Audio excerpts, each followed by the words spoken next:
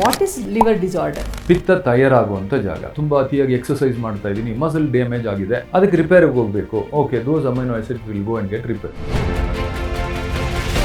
If it is partially processed ಇದ್ದರೆ ಮತ್ತೆ ವಾಪಸ್ಸು through the form of bile ಕರ್ಳಿಗೆ ಮತ್ತೆ ಬರುತ್ತೆ.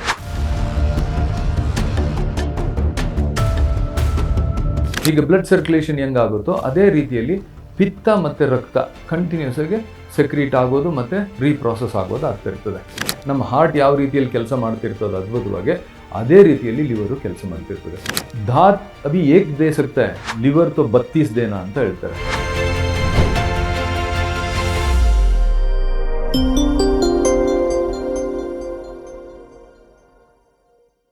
ಆತ್ಮೀಯ ವೀಕ್ಷಕರೇ ನಮಸ್ಕಾರ. ಹೊಸದಿಗಂತ ಡಿಜಿಟಲ್ ಚಾನೆಲ್ನ ಆರೋಗ್ಯದ ಕತೆ ಡಾಕ್ಟರ್ ನಾಗರಾಜ್ ಜೊತೆ ಈ ಕಾರ್ಯಕ್ರಮಕ್ಕೆ ತಮಗೆಲ್ಲರಿಗೂ ಆತ್ಮೀಯವಾದಂಥ ಸ್ವಾಗತ. ಪುಣ್ಯ ಹಾಸ್ಪಿಟಲ್ನ ಡಾಕ್ಟರ್ ನಮ್ಮ ಜೊತೆ ಇದ್ದಾರೆ, ಅವರಿಗೆ ಸ್ವಾಗತವನ್ನು ಕೊಡೋಣ. ಡಾಕ್ಟರ್ ನಾಗರಾಜ್ ಅವರೇ, ಸ್ವಾಗತ ನಿಮಗೆ ನಮ್ಮ ಕಾರ್ಯಕ್ರಮಕ್ಕೆ. Thank you. ಡಾಕ್ಟರ್, ಬಹಳಷ್ಟು ಮಾಹಿತಿಯನ್ನು ಈಗಾಗಲೇ ನಮಗೆ ಕೊಟ್ಟಿದ್ದೀರಿ, ಬಹಳಷ್ಟು ಹಿಂದಿನ ಸಂಚಿಕೆಯಲ್ಲಿ ಕೂಡ.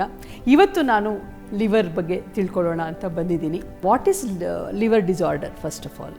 ಈಗ ಲಿವರ್ ಡಿಸಾರ್ಡರ್ಸ್ ಬಗ್ಗೆ ತಿಳ್ಕೊಳ್ಳೋಕೆ ಮುಂಚೆ ನನ್ನದು ಒಂದು ಸ್ಮಾಲ್ ಇನ್ಪುಟ್. ಲಿವರ್ ಅಂದರೆ ಏನು, ಅದು ಎಲ್ಲಿರುತ್ತೆ, ಅದು ಏನು ಕೆಲಸ ಮಾಡುತ್ತೆ ಅಂತ ಸಿಂಪಲ್ ಆಗಿ ತಿಳ್ಕೊಂಡ್ರೆ it becomes easy for the viewer. ಯಕೃತ್ ಅಂತ ಕನ್ನಡದಲ್ಲಿ ಕರಿತೀವಿ, ಅಥವಾ ಸೈಂಟಿಫಿಕಲಿ ಪಿತ್ತ ಜನಕಾಂಗ ಅಂತ ಕರಿತೀವಿ. ಪಿತ್ತ ತಯಾರಾಗುವಂಥ ಜಾಗ. ಪಿತ್ತ ಅಂತಂದರೆ ಏನು, ಮತ್ತು ಯಾಕೆ ಲಿವರ್ ಅಷ್ಟು ದೊಡ್ಡದಾಗಿದೆ, ಯಾವ ಭಾಗದಲ್ಲಿದೆ ಅಂತಂದರೆ, ಒಂದು ಆವ್ರೇಜ್ ಲಿವರು ಒಂದು ಸಾಮಾನ್ಯವಾಗಿ ಬಿಲ್ಟ್ ಇರುವಂಥ ಮನುಷ್ಯನಲ್ಲಿ 1.5 to 2 kg ತೂಗಬಹುದು. ಅದು ಅಷ್ಟು ದೊಡ್ಡದಾಗಿರುವಂಥ ಆರ್ಗನ್ನು ಬಲಗಡೆ ಕಿಬ್ರಿಯಲ್ಲಿ ಇರುತ್ತೆ. ಲಿವರ್ನ ಕಿಚನ್ ಆಫ್ ದ ಬಾಡಿ ಅಂತ ಹೇಳ್ತೀವಿ. ಈಗ ಹಾರ್ಟ್ನ ನಾವು ಹೆಂಗೆ ಪಂಪಿಂಗ್ ಸಿಸ್ಟಮ್ ಅಂತ ನಾವು ಹೇಳ್ತೀವಿ, ಪ್ಯೂರಿಫಿಕೇಷನ್ ಸೆಂಟರ್ನ ಲಂಗ್ಸ್ ಅಂತ ಏನು ಹೇಳ್ತೀವಿ, ಕಂಟ್ರೋಲಿಂಗ್ ಸಿಸ್ಟಮ್ನ ನ್ಯೂರೋಲಾಜಿಕಲ್ ಸಿಸ್ಟಮ್ ಅಂತ ನಾವು ಹೆಂಗೆ ಹೇಳ್ತೀವಿ, ಅದೇ ರೀತಿಯಲ್ಲಿ ಕಿಚನ್ ಆಫ್ ದ ಬಾಡಿ ಅಂತ ಹೇಳ್ತೀವಿ. ಈಗ ನಾವು ಏನೆಲ್ಲ ಊಟ ಮಾಡ್ತೀವೋ ಅಷ್ಟು ಪದಾರ್ಥಗಳು ಜಠರಕ್ಕೆ ಹೋಗಿ ಸಣ್ಣ ಕರಳಿಗೆ ಹೋಗಿ, ಸಣ್ಣ ಕರಳಲ್ಲಿ ಪ್ರಾಸೆಸ್ ಆಗಿ ಅಥವಾ ಜಠರದಲ್ಲಿ ಪ್ರಾಸೆಸ್ ಆಗಿ ಎಲ್ಲ ಡೈಜೆಸ್ಟಿವ್ ಮೆಟೀರಿಯಲ್ಲು ಲಿವರ್ಗೆ ಹೋಗುತ್ತೆ ಥ್ರೂ ಪೋರ್ಟಲ್ ಸಿಸ್ಟಮ್ ಅಂತ. ಪೋರ್ಟಲ್ ವೀನಸ್ ಸಿಸ್ಟಮ್ ಅಂತ ಒಂದಿರುತ್ತೆ. ಕೈಗಳಲ್ಲಿ ಕಾಲುಗಳಲ್ಲಿ ವೇಯ್ನ್ ಇರುತ್ತಲ್ಲ, ಅದೇ ಥರ ಇರುತ್ತೆ. ಬಟ್ ಅದು ಜಠರ ಮತ್ತು ಸಣ್ಣ ಕರಳಿಂದ ಅಬ್ಸಾರ್ಬ್ ಆಗುವಂಥ ವೀನಸ್ ಸಿಸ್ಟಮ್. ಅದು ಮೇನ್ ಬ್ಲಡ್ ಸ್ಟ್ರೀಮ್ಗೆ ಹೋಗಲ್ಲ, ಲಿವರ್ ಮುಖಾಂತರ ಹೋಗಬೇಕು ಅಂತ ಆಗುತ್ತೆ. ಲಿವರ್ ಮುಖಾಂತರ ಹೋಗೋದ್ರಿಂದ ಏನಾಗುತ್ತೆ, ನಾವು ಊಟ ಮಾಡಿದ್ದು ಪ್ರೋಟೀನ್ ಆಗಿರ್ಬೋದು, ಫ್ಯಾಟ್ ಆಗಿರ್ಬೋದು, ಕಾರ್ಬೋಹೈಡ್ರೇಟ್ಸ್ ಆಗಿರ್ಬೋದು, ಬೇರೆ ಮಿನರಲ್ಸ್ ಅಥವಾ ವೈಟಮಿನ್ಸ್ ಏನಿದ್ರು ಅದು ಬ್ರೇಕ್ ಡೌನ್ ಆಗಿರುತ್ತೆ ಕರಳುಗಳಲ್ಲಿ. ಅದು ಇಂಟೆಸ್ಟೈನಿಂದ ಅಬ್ಸಾರ್ಬ್ ಆಗಿ ಥ್ರೂ ದ ಪೋರ್ಟಲ್ ಸಿಸ್ಟಮ್ ಲಿವರ್ಗೆ ಹೋಗುತ್ತೆ. ಲಿವರ್ಗೆ ಹೋಗಿ ಅಲ್ಲಿ ಕೆಲವು ಸಲ ಅದು ತುಂಬ ಸೂಕ್ಷ್ಮವಾಗಿ ಬ್ರೇಕ್ ಡೌನ್ ಆಗಿರುತ್ತೆ. ಈಗ ಪ್ರೋಟೀನ್ ಅನ್ನೋದು ಅಮೈನೋ ಆ್ಯಸಿಡ್ ಆಗಬೇಕು, ಈಗ ಕಾರ್ಬೋಹೈಡ್ರೇಟ್ ಅನ್ನೋದು ಗ್ಲೂಕೋಸ್ ಆಗಬೇಕು. ಈ ಥರದ್ದು ಮೈನ್ಯೂಟ್ ಬ್ರೇಕ್ ಡೌನ್ ಆಗಿದ್ದರೆ ಅದು ಇಮಿಡಿಯೇಟಾಗಿ ಪ್ರಾಸೆಸಿಂಗ್ ಹೊರಟೋಗ್ಬಿಡುತ್ತೆ. ತುಂಬ ಅತಿಯಾಗಿ ಎಕ್ಸರ್ಸೈಸ್ ಮಾಡ್ತಾ ಇದ್ದೀನಿ, ಮಸಲ್ ಡ್ಯಾಮೇಜ್ ಆಗಿದೆ, ಅದಕ್ಕೆ ರಿಪೇರಿಗೆ ಹೋಗಬೇಕು. Okay, those amino acids will go and get repaired. ಅದೇ ಥರ ಈಗ ಕಾರ್ಬೋಹೈಡ್ರೇಟ್ ತೊಗೊಂಡಿರೋದು ಗ್ಲೂಕೋಸು, ಅದು ಎನರ್ಜಿಯಾಗಿ ಕನ್ವರ್ಟ್ ಆಗಬೇಕು. ಅಥವಾ ಫ್ಯಾಟ್ ತೊಗೊಂಡೋಗಿರೋಂಥದ್ದು ನನಗೆ ಇವಾಗ ಅವಶ್ಯಕತೆ ಇಲ್ಲ, ಕೆಲಸ ಮಾಡ್ತಾ ಇಲ್ಲ ಅಂದರೆ ರಿಸರ್ವ್ ಆಗಿ ಹೋಗಿ ನಿಲ್ಬೋದು. ಈ ಥರದ್ದೆಲ್ಲ ಒಂದು ಪ್ರಾಸೆಸ್ ಆಗುತ್ತೆ. If it is partially processed ಇದ್ದರೆ ಮತ್ತೆ ವಾಪಸ್ಸು through the form of bile ಕರ್ಳಿಗೆ ಮತ್ತೆ ಬರುತ್ತೆ. This system is called entero hepatic circulation ಅಂತ. ಸರ್ಕ್ಯುಲೇಷನ್ ಅಂದರೆ ಏನು, ರನ್ ಆಗ್ತಾ ಇರುವಂಥದ್ದು. ಈಗ ಬ್ಲಡ್ ಸರ್ಕ್ಯುಲೇಷನ್ ಹೆಂಗಾಗುತ್ತೋ ಅದೇ ರೀತಿಯಲ್ಲಿ ಪಿತ್ತ ಮತ್ತು ರಕ್ತ ಕಂಟಿನ್ಯೂಸ್ ಆಗಿ ಸೆಕ್ರೀಟ್ ಆಗೋದು ಮತ್ತು ರೀಪ್ರಾಸೆಸ್ ಆಗೋದು ಆಗ್ತಾ ಇರ್ತದೆ. ಇದು ಲಿವರಿಂದ ಕರಳಿಗೆ ಮತ್ತೆ ಬೈಲ್ ಮುಖಾಂತರ ರೀತಿಯಲ್ಲಿ ಪಾರ್ಷಿಯಲಿ ಡೈಜೆಸ್ಟೆಡ್ ಫುಡ್ ವಾಪಸ್ ಬರುತ್ತೆ, ಮತ್ತೆ ಬ್ರೇಕ್ ಡೌನ್ ಆಗುತ್ತೆ, ವಾಪಸ್ ಅಬ್ಸಾರ್ಪ್ಷನ್ ಆಗುತ್ತೆ. It is a continuous process. ನಮ್ಮ ಹಾರ್ಟ್ ಯಾವ ರೀತಿಯಲ್ಲಿ ಕೆಲಸ ಮಾಡ್ತಿರ್ತದೆ ಅದ್ಭುತವಾಗಿ, ಅದೇ ರೀತಿಯಲ್ಲಿ ಲಿವರು ಕೆಲಸ ಮಾಡ್ತಿರ್ತದೆ. ಲಿವರ್ಗೆ ಸಹಕಾರವಾಗಿ ಗ್ಯಾಸ್ಟ್ರಿಕ್ ಜ್ಯೂಸ್ ಆಗ್ಬೋದು, ಪ್ಯಾನ್ಕ್ರಿಯಾಟಿಕ್ ಜ್ಯೂಸ್ ಆಗ್ಬೋದು, ಇಂಟೆಸ್ಟೈನಲ್ ಜ್ಯೂಸ್ ಆಗ್ಬೋದು. ಇವೆಲ್ಲ they contain protein digesting enzymes, fat digesting enzymes, carbohydrate digesting enzymes ಎಲ್ಲ ಅದ್ಭುತವಾಗಿರೋಂಥದ್ದು. ಎಕ್ಸಲೆಂಟ್ ಪ್ರಾಸೆಸ್ಸು, ತುಂಬ ಅದ್ಭುತವಾಗಿರುವಂಥದ್ದು, ಕಾಂಪ್ಲೆಕ್ಸ್ ಸಿಸ್ಟಮ್. ಬಟ್ ನಾನು ಸ್ವಲ್ಪ ರಿಲೇಟಿವ್ಲಿ ಸಿಂಪಲ್ ಆಗಿ ಹೇಳೋಕ್ಕೆ ಪ್ರಯತ್ನ ನಾನು ಮಾಡ್ತಾಯಿದ್ದೀನಿ. ಪ್ರಾಸೆಸ್ಸಲ್ಲಿ liver at any given time, ನಾವು ಬೆಳಗ್ಗೆಯಿಂದ ರಾತ್ರಿವರೆಗೂ ನಮ್ಮ ಹೊಟ್ಟೆ ಏನು ಅಂದರೆ ಒಂದು ಡಸ್ಟ್ಬಿನ್ ಥರ.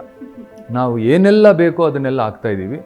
ಅದನ್ನೆಲ್ಲ ಕಷ್ಟಪಟ್ಟು ಡೈಜೆಸ್ಟ್ ಮಾಡಿ ಪ್ರಾಸೆಸ್ ಮಾಡಿ ಲಿವರು ಕೆಲಸ ಮಾಡ್ತಾ ಇರ್ತದೆ. ಸೊ ನನ್ನ ಸಜೆಷನ್ ಏನು ಅಂತಂದರೆ, please respect what you eat ಅಂತ ಅಷ್ಟೇ. ಇವಾಗ ರೆಸ್ಪೆಕ್ಟ್ ಅಂತಂದರೆ ನಾವು ಏನು ತಿಂತೀವಿ ಅದು ಗೌರವಯುತವಾಗಿ ತಿಂದರೆ ಪ್ರಾಬಬ್ಲಿ ನಮ್ಮ ಲಿವರ್ ಮೇಲೆ ಆಗುವಂಥ ಒತ್ತಡ, ತೊಂದರೆ ಕಡಿಮೆ ಆಗ್ತಾ ಹೋಗ್ತದೆ.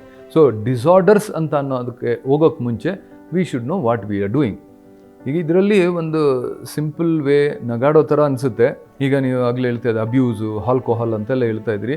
ಯಂಗರ್ ಜನ್ರೇಷನ್ ಅಂತೇನೇನಿಲ್ಲ, ದೊಡ್ಡವರಾದ್ರೂ ಆಲ್ಕೋಹಾಲ್ ಕನ್ಸಂಪ್ಷನ್ ಯಾವ ಮಟ್ಟಕ್ಕಿದೆ ಅಂದರೆ, ದೇವ್ರ ಹತ್ರ ನೀನೇನು ವರ ಕೇಳ್ತೀಯಾ ಅಂತ ಕೇಳಿದ್ರೆ ಹಿಂದಿಯಲ್ಲಿ ಒಂದು ಜೋಕ್ ಥರ ಹೇಳ್ತಾರೆ ಅದನ್ನು.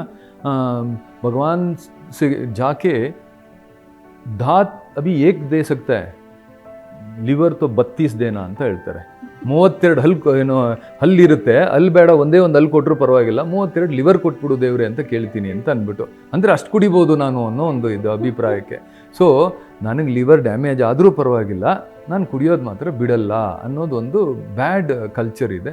So let us not go to that level ಅಂತ ಅನ್ನೋದಕ್ಕೆ ನಾನು ಒಂದು ಸುಮ್ಮನೆ ಅನೆಕ್ಡೋಟ್ ಹೇಳ್ತಾ ಇದ್ದೀನಿ. ಎನಿ ಆರ್ಗನ್, ಇವಾಗ ನಮಗೆ ಮೂಗು ಇರುವವರೆಗೂ ನೆಗಡಿ ಇರುತ್ತೆ ಅನ್ನೋ ಬರುವಂಥ ಸಾಧ್ಯತೆ ಇರುತ್ತೆ. ಅದೇ ರೀತಿಯಲ್ಲಿ ಲಿವರ್ಗೂ ಎಷ್ಟೊಂದು ಸಿಂಪಲ್ ಕಾಂಜನೈಟಲ್ ಕಂಡೀಷನ್, ಅಂದರೆ ಹುಟ್ಟದ ಮಗು ಹುಟ್ಟುತ್ತಾ ತಾಯಿ ಹೊಟ್ಟೆ ಒಳಗಡೆಯಿಂದ ಹುಟ್ಟುತ್ತಾನೆ ಚಿಕ್ಕ ಚಿಕ್ಕ ತಾಪತ್ರಗಳು ತಗೊಂಡೇ ಬರ್ಬೋದು.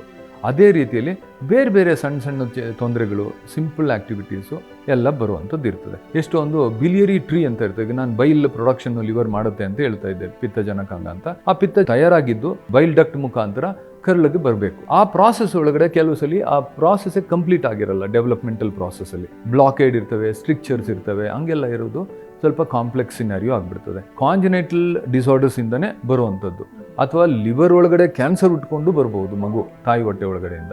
ಈ ಥರದ್ದೆಲ್ಲ ಇರುತ್ತವೆ. ಬಟ್ ಯಾರು ತಪ್ಪು ಅಲ್ಲಿ ಅಂತಂದರೆ ಅದು ಯಾರ್ದು ತಪ್ಪಿಲ್ಲ, ನೈಸರ್ಗಿಕವಾಗಿ ಆಗೋವಂಥದ್ದು. ಇವಾಗ ಒಂದು ಯಾರಿಗೋ ಮಕ್ಕಳಿಗೆ 6 ಬೆರಳು ಬಂತು, ಚೇರ್ ತುಟಿ ಆಗಿಬಿಟ್ಟಿತ್ತು, ಅಂಗಳಲ್ಲಿ ಡ್ಯಾಮೇಜ್ ಆಗಿತ್ತು, ಈ ಥರದ್ದು ಆಗುವಂಥದ್ದು ಕಾಂಜನೈಟಲ್ ಡಿಸಾರ್ಡರ್ಸಿಂದ ಆಗುವಂಥದ್ದು. ಕೆಲವೆಲ್ಲ ಚೈಲ್ಡ್ಹುಡ್ ಸಿರೋಸಿಸ್ ಆಫ್ ಲಿವರ್ ಅಂತ ಒಂದು ಕಂಡೀಷನ್. ಸಣ್ಣ ಸಣ್ಣ ಮಕ್ಕಳುಗಳಲ್ಲಿ ಕೆಲವು ಪ್ರಾಂತ್ಯಗಳಲ್ಲಿ ಮಾತ್ರ ಸಿರೋಸಿಸ್ ಆಫ್ ಲಿವರ್ ಅಂತ ಆಗ್ತದೆ. ಆ ಥರದ್ದು ಒಂದು ಚೈಲ್ಡ್ಹುಡ್ಗಳಲ್ಲಿ ಆಗುತ್ತೆ. But most of the times younger age group ಅಥವಾ ಮಿಡ್ಲ್ ಏಜ್ ಗ್ರೂಪಲ್ಲಿ ಆಗುವಂಥ ಕಂಡೀಷನ್ಸು. ಕಾಮನೆಸ್ಟ್ ಕಂಡೀಷನ್ ಅಂದರೆ ಇನ್ಫೆಕ್ಟಿವ್ ಕಂಡೀಷನ್ಸು. ಹೆಪಟೈಟಿಸ್ ಎ ಅಂತ ಆಗುತ್ತೆ. ಎಷ್ಟೋ ನಮ್ಮ ಹಳೆ ಪೂರ್ವಿಕರು ಮಾಡಿದಂಥ ಮಾರ್ಗಗಳು ಸರಿಯಾಗಿದ್ದಾವೆ, ಆದರೆ ನಾವು ಸರಿಯಾಗಿ ತಿಳ್ಕೊಳ್ಳದೆ ವಿ ಟ್ರೈ ಟು ಟೆಲ್ ಇಲ್ಲ ನಾವೇ ಅತಿ ಬುದ್ಧಿವಂತರು ಅನ್ನೋ ಒಂದು ಅಭಿಪ್ರಾಯದಲ್ಲಿ ಇರ್ತೀವಿ.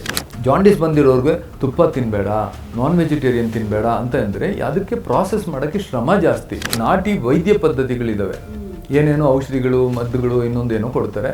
ನನಗೆ ಅದರಿಂದ ತುಂಬ ಬೆನಿಫಿಟ್ ಆಗುತ್ತೆ ಅಂತ ನನಗೆ ಗೊತ್ತಿಲ್ಲ. I am not the right person, but it is not required also.